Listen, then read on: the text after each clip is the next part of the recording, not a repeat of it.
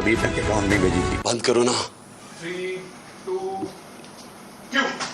جی تو یہ تو انہوں نے کہا, یہ آپ نے خود ہی ان کی زبان سے سن لیا, اور یہ زیادہ تر اس طرح کے لوگوں کو کہا گیا کہ جناب یہ فورن فنڈنگ کر رہے ہیں.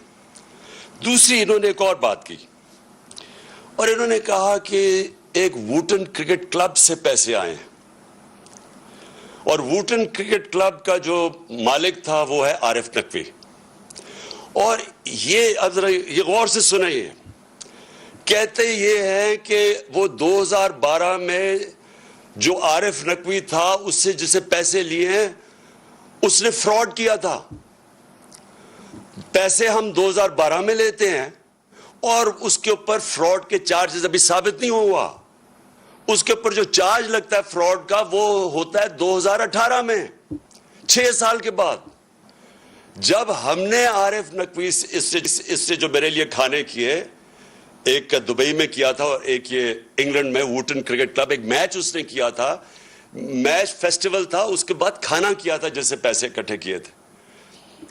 تو میں پہلے یہ سوال پوچھتا ہوں کہ کیا مجھے خواب آئی تھی کہ 6 سال کے بعد عارف نقوی کوئی اس کے اوپر کوئی فراڈ کا چارج لگے گا؟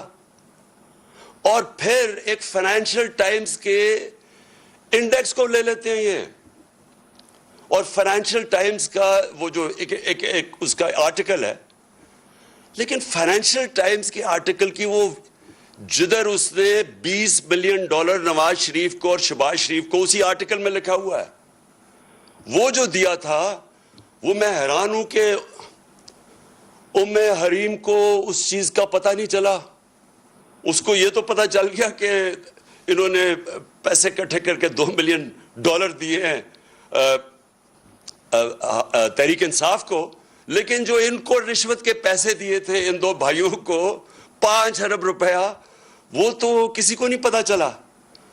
تو دوسری میری بات یہ کہ اس میں کوئی چیز انلیگل نہیں تھی, غیر قانونی نہیں تھی. اس کی کمپنی, اس نے پیسے اکٹھے کیے, اپنی کمپنی کے ذریعے ہمیں بھیج دیے. 2012 میں بیرونی کمپنی سے پیسے آ سکتے تھے قانون کے مطابق. 2017 میں یہ قانون آیا کہ کمپنی کے ذریعے, بیرونی کمپنی کے ذریعے پیسے نہیں لے سکتے.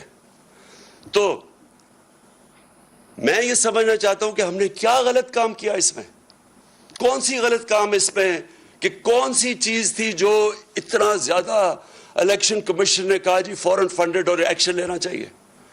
اور پھر ایک اور انہوں نے چیز کی, تو میں چاہتا ہوں میری قوم یہ پوری طرح سمجھے.